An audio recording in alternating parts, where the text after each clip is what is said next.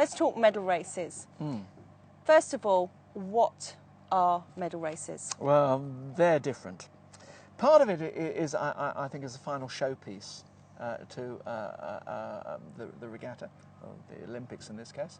Most of the Olympic classes have medal racing.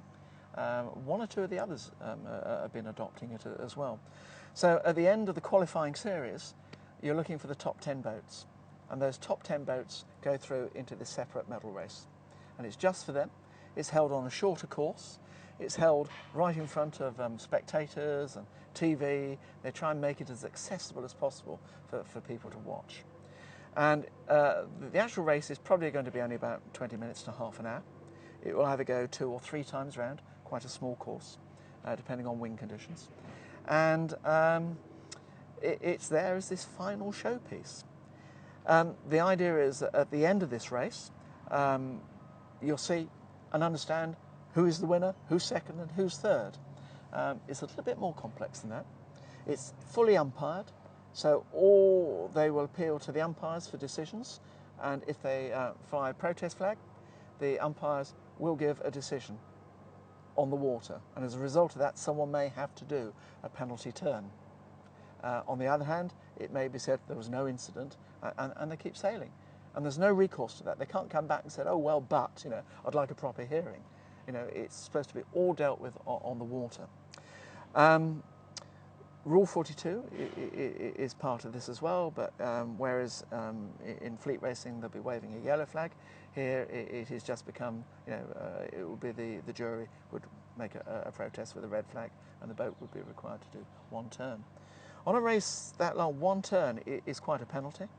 Normally we do 2 turns for a lot of these penalties, but that in such a short race would actually wipe that person out completely.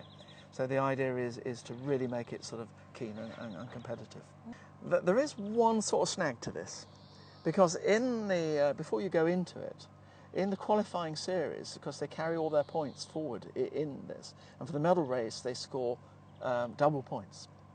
Now, some guy may decide, well, I can win the gold medal as long as that chap there does not finish in front of me.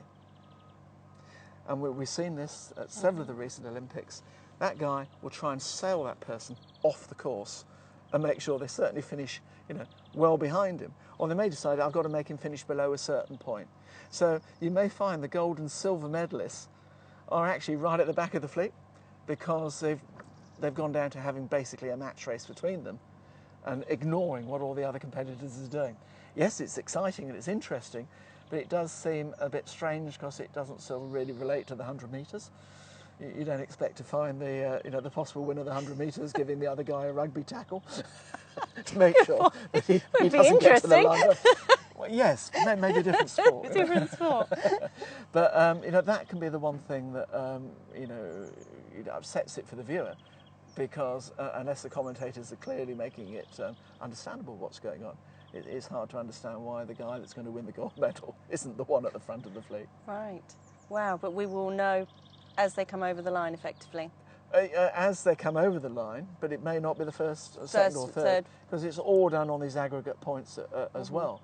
But the double points on the medal race usually make quite a big difference to the scoring, and it's not unusual to go in to a medal race to find out the first 3, 4, or even more boats could actually win that gold medal, and maybe nearly all, 8 or 9, could possibly medal in that particular race. Wow. But it depends on the series before then, and one has to look at the results in that qualifying series to see the points they're actually taking into the medal race. And if you look at that, you'll see the possibility, for your favourite person in that particular race. Does this differ in the medal race for the match racing? How does that differ?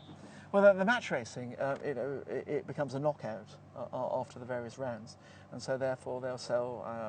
It's quite often 3, maybe a best of 5, in that series, and then the first one across the line, and the flag goes up, yellow or blue for whichever boat crosses the line first.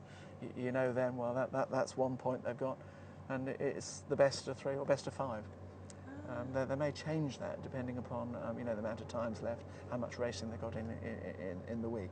But they try and finish the complete series, and there'll be a lot of pressure on to make sure that they do. And at recent events, sometimes they've been racing at 9 o'clock in the morning and finishing at 6 or so, or 7 in the evening.